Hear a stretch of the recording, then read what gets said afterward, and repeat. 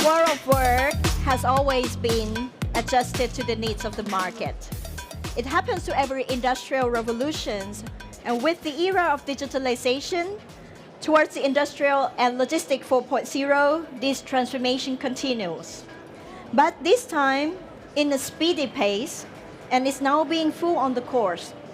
Today, I have a new professions in the port, like you have just seen on the video. And these are only few examples of the job which exists today, and we have not thought about 10 years ago. In the next 10 years, our current job may disappear, and some other new job profiles will definitely emerge. My name is Phantian Zuesongdham from Hamburg Port Authority, and today I have the privilege to moderate this session with a bunch of talent from today for the future. And I'm really delighted to introduce my panelists, which I have to really explicitly say that I'm really proud of in the fact that we can safeguard the principles of the parities and diversity on the stage that is so aligned with the mindsets of the new work environment. And so I will start from the one who has taken the longest journey to join us here. Erika Long is Cybersecurity Engagement Coordinator of the U.S. Coast Guard. In her role, Erika synchronized international activity across the U.S. Coast Guard to support a cybersecurity strategy. Erika's track record shows that such a role can be fulfilled by women without any doubt, and which bring the diversity to the team. She's passionate about the opportunity to technical exchange, inclusive environment for learning for upcoming generation for security professionals. Welcome, Erika Long. My second female guest coming from our host city, Barcelona, Karina Gibert Oliveras is a professor on AI and data science, the head directors and co-founders of Intelligent Data Science and Artificial Intelligence Research at the University Politécnica de Catalunya, or UPC. If I would list all of her titles, I probably take the whole sessions. So, and I would like to welcome you also, Karina. Next panelist, I would like to welcome Ricard Gonzalez Amuraza. Ricard is the founder and the CEO of Infraplan, Geospatial. Ricard has held 20 years of hands-on experience in CEO as well as in advisory assignments, and he is very expertise in spatial data infrastructures and also the use of the data in this sphere. And he is also the board of the member of trustee of the UPC, appointed by the Ministry of Research and University of the Government of Catalonia. Welcome, Ricard. And last but not least, David Serral, CIO of the Port of Barcelona, the host and the organizer of this wonderful smartPort P of the Future conference here at the Smart City Expo. He is an experienced engineer with a large numbers of years in ports, terminal, and logistic business. Before he joined the Port of Barcelona, David worked with the terminal operation sectors of the MEX Group. So, welcome, David. And so I have to say I'm really stunned with the big bunch of competencies on the stage.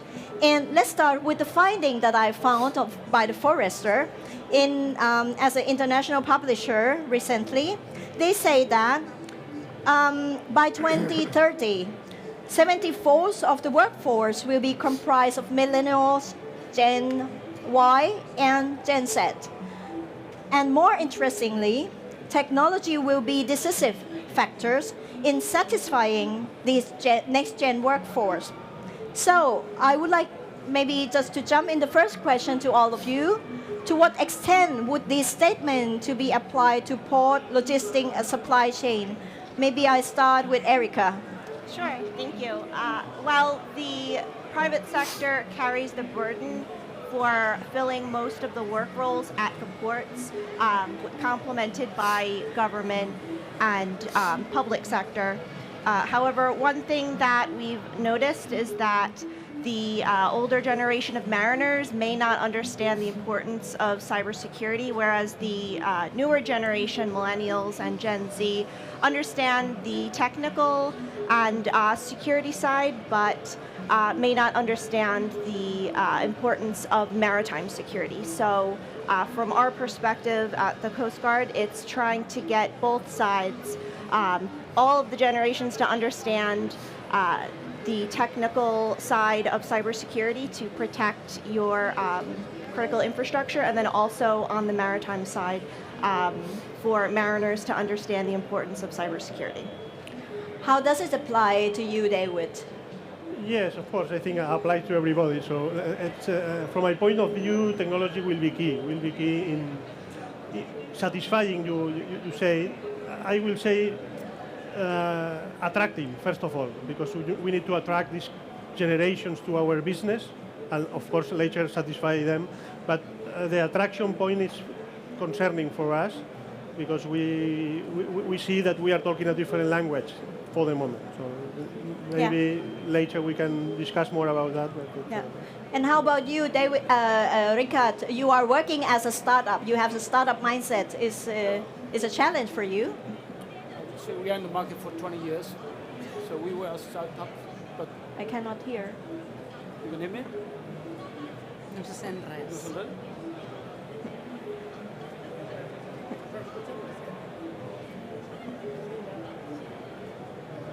It's not working? Or it's working? Trying. Yeah, I tried. Yeah, it's better, yeah. Yeah, okay. But anyway, I was saying that we were a startup 20 years ago, but not now. So we know what's going on with some emerging technologies and new profiles in the market. What we see is that we're talking about 2030 and like less than 10 years. 10 years is not so much, and it's just a period of time where what you can see as it's how you encompass really the offer and the demand, and who's pulling and who's pushing the demand. And so we will see the way that we have to behave here to capture the talent, which is not still in the market. So we are talking about the future. We have to make the plan, but we don't know exactly how to deal with that. Yeah. And Karina? I would say from my perspective at the university, we are all in contact with young people all the time, and I see a very big change on the expectations of the youngest, no? So some years ago, salary was a big parameter for finding a job, and what I see in these new young generations is that they of course look for a salary, but this is not their primary priority. So they are interested in the organization of the job. So we judge the schedules, if they have the flexibility to make non-working days at demand, or if they can work from home and these kind of things. No, so they are not only interested in the salary anymore. I had voice and now I have not. Hola. Yeah. So they change the priorities, and they are most of the time also interested in the use of the thing they do, particularly when we are talking about women. So it's very important to explain when we are offering a job, not only what's the job about, but what it is useful for.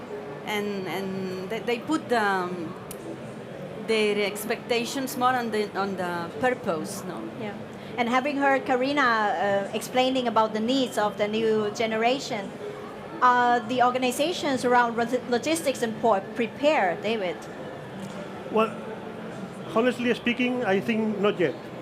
So we have to establish, but it's a must, we have to do it. So first of all, we need to establish a clear communication channel between them and us. So, and for doing that, maybe we have to use their language, and their language is social networks, for example, no?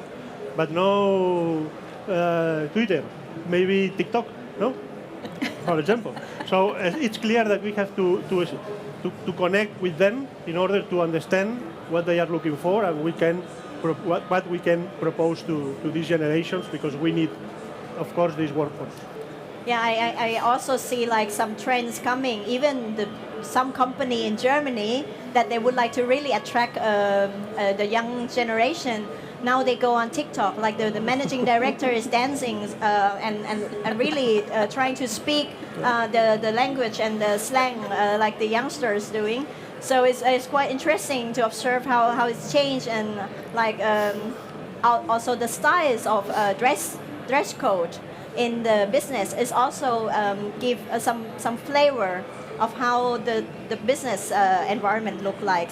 And it's also interesting to see Karina, when we are talking about the new technology like AI, is more or less abstract for those people, and also for many of us. But in your case, when the people come to your center, they already know what they want, right? And also, how do they pursue the issues of the career that they would like really to stay in research, or are they going would like to have an applied science applications, and how do they see logistics as such? Because I mean, in logistics and also ports, there's a lot of use cases which they can explore, but are they spotting logistic already? In fact, in our center, we receive people with many different specialities, let's say. No, in IDEAI we have people specialized on computer vision, on speech processing, on language processing, on reasoning, on the most abstract things, no, and on data, of course. And we have like a quite ambivalent function, because we train researchers, but we also are training professionals that make that technology transfer with the companies and with the authority, with the institutions, and port, of course, is one of our possible points of collaboration. And then we have people that comes from us, stay with us for a particular project, and then they jump into the companies. So we are very happy to play this role of establishing bridges in between the real industrial sector, let's say, and the academy in some sense. No? And logistics is one of the topics that we talk. In fact, in our center we have people working on supply chain and these kind of things as well, and also from the point of view of the computer vision as well, and the operation research. So it is in the middle, logistics, it's in the middle of several research areas in which we are working from different perspectives. Yeah. And as you said, AI is still now a little bit unknown. It's like a mystery, no? Yeah. But basically what I would say is AI helps to follow the most complex problems. So when you have a lot of complexity and many factors interacting together, that is the area where AI can help the most. Yeah. Erica, in your case, at the US Coast Guard, you are dealing with new technology, a lot of new technologies, because you are working on a cybersecurity, so you have to be a little advanced than maybe the hackers should be doing. How do you recruit the talents today? And what is actually the strategies of the US Coast Guard to attract the talent for the US Coast Guard in the future in this sphere? Sure. So the U.S. Coast Guard is a branch of the U.S. military, but also does law enforcement, maritime regulation, many other missions. So as a branch of the military, we have, of course, uniformed service members, and then, like myself, civilians. Some of the things that attract the Coast Guard to some of the upcoming generation is that our work-life balance. We have a robust telework policy. We have gratuitous time off, opportunities for education and training. The Coast Guard provides government, civilians, and military opportunities for whether that's formal education, going to conferences, and things like that. So we do have a lot of opportunities to grow within the Coast Guard. Yeah. And Ricard, in your case, you have to really move fast, also with the client's needs that is changing today. How the working environment in your company looks like with the experience and the young generation? How does it really looks in real? Yeah, we are, as a company, we are in a situation where we are just transform basic research into business as usual. So in the middle there's the innovation where we just can introduce that changes in the market.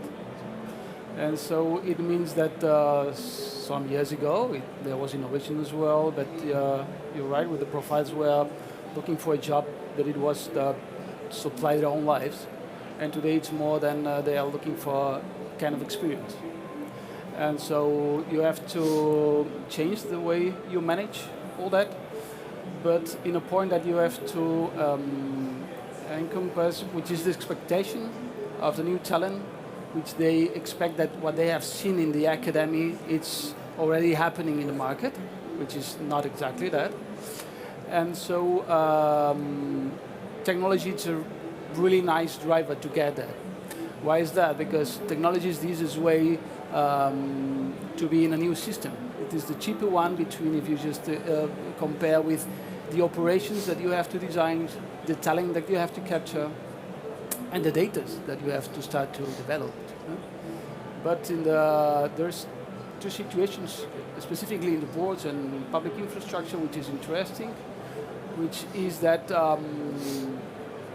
it's a territory where you can make pilot projects and where to validate what you have made through innovation. So if it can be made in the future or not. And that's a really good driver, sometimes a trigger to start with. But then there's one big stopper, which is the legal framework. And we have seen in the video what's going on with the drones. Drones in 2013 was really a free market to do whatever you want. And so it has been restricted again and again and again. And nowadays it's not so easy. And for instance, in a port like Barcelona, with an airport so close and with so many authorities, to make a flight, it's not so easy from the management side, more than technically. Yeah. And so you have to make all them understand, young people, new talent, which is really the market and which is the role that they can really play on that. So they have to be really focused in what we are doing to understand how they introduce the new capabilities in the services that we are trying to transform, but they are not still ready as they would like to be. Yeah. We are already touching upon a little of the topic of the challenge when we are trying to really integrate the old generation and also the new generation in a working environment. But when we are going to find the new talent and also to integrate in our organization, differently from the baby boomer, which most of the audience here, I think, they are in the generation of the baby boomer. The millennials and also the Generation Z have also some other expectations to an ideal employee, being an ideal employer. And they also expect modern leadership. They are expecting like more coaching and not the boss. And it's also easy, not so easy for us to have the employee retention in our organization.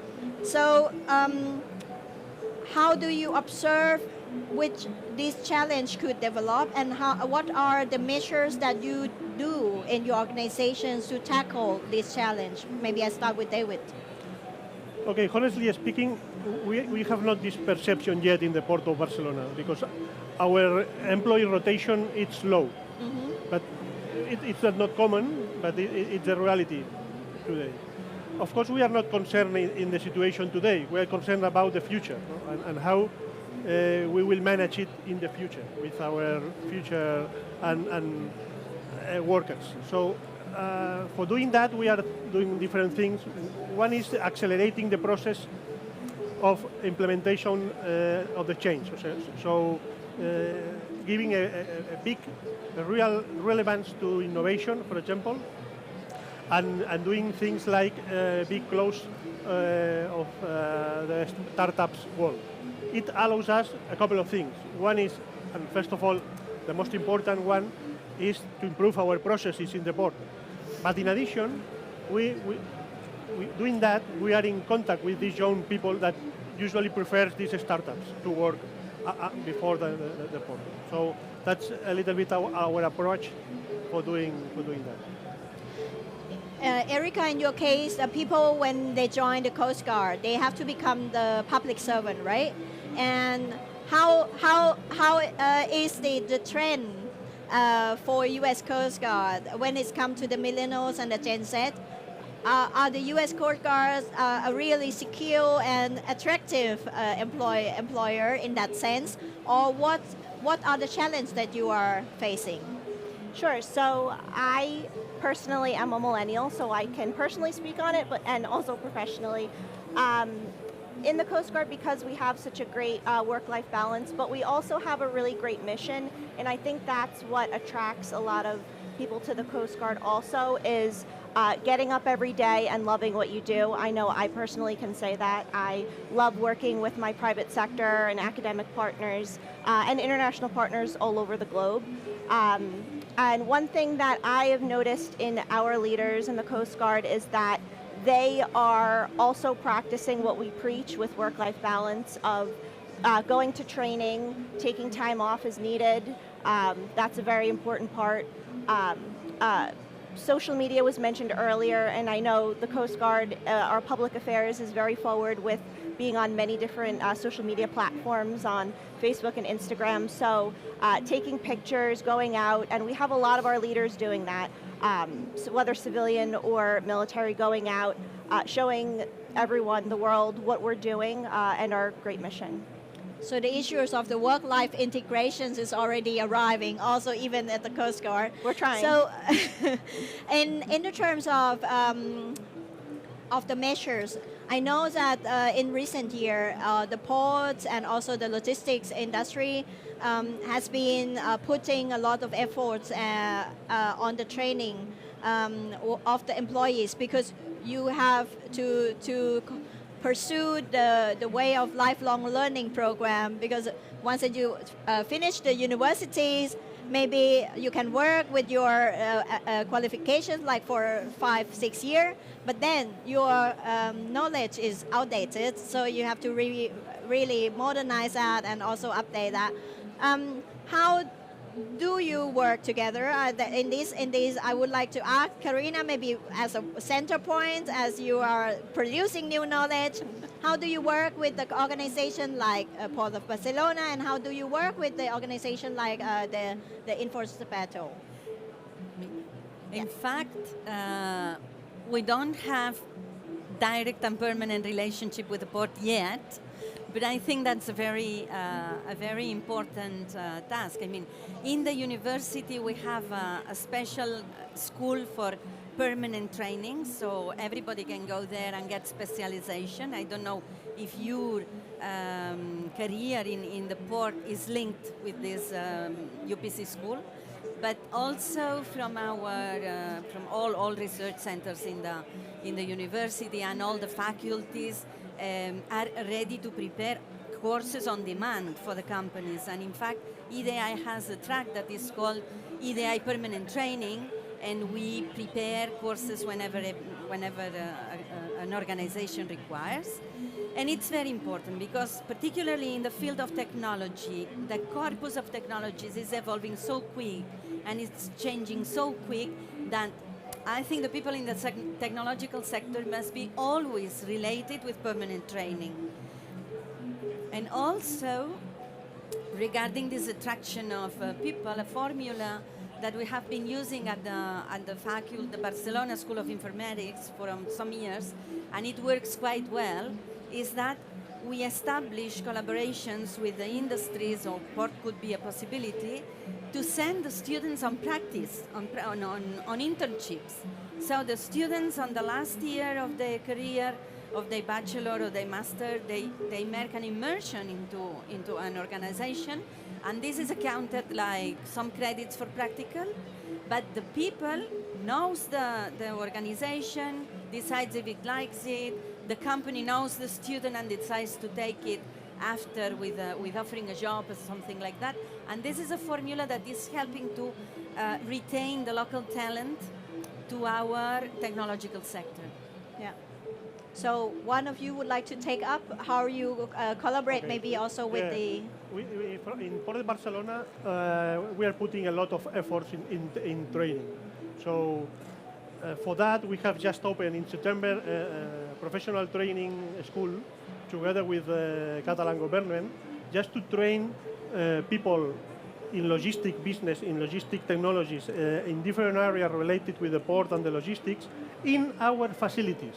That's for us a key aspect to make future professionals that has studied in seeing what happens in the port and understanding what the port is. Of course, it provides us a long number of opportunities, like they can visit our facilities, we can share teachers, for example, to provide information to them, and also with the university. Now we are closing to the end, and I would like also to get a little outlook from your different perspective. If you would like to give the prognosis of the top 3 skills that we have to watch out, what would it be? Maybe I start with Ricard. For the new challenge in the future, I would say 3 skills, which is to be focused, and focused. I mean, there are so many distractions that it's sometimes difficult to be really concentrated in what you have to do. And there's so many challenges to achieve that focus is mandatory. Erika? I'll say the first one would be communication. Although we have devices which have the answers to everything we could possibly need, how are you going to implement that? Who are you going to call? So the interpersonal partnerships. Being technically savvy and cyber hygiene. So whether you have a technical position or not, understanding the security aspect. And then last would be someone who's interested and continuously learning, because obviously we know technology is just expanding, so someone who has an appetite for learning. And of course we hope that maybe everyone would take the academic route, but if not, opportunities for training and development and mingling and going to conferences to further their knowledge base. Thank you. David? Change-oriented, for me important. Resilient, we have to fight too much at ports, to achieve the objectives. And finally, passionate. For me, being this last one, the first one, in order of importance. Can you prepare these skills for the port sector, Karina? I have to prepare these skills, but I would add another one. That's to develop this open mind to be able to make integration of different specialities in building a new solution. No? So this idea of, I am an engineering and I am only looking at these structures and these things. No, the current jobs require a very wide, open-minded and multidisciplinary approach, and this capacity to look at solutions from other sciences and other specialities to integrate in your job are very important as well. Yeah, taking notes of what you need. Yeah, about the taking note, I will come back later. So now we have a little time for 1 or 2 questions. Any questions from the audience? So everyone has already prepared for the workforce for the 21st century, and you have no questions anymore. That's great. So then we get to the end, and I would like to finalize the session with one question to all of the speakers.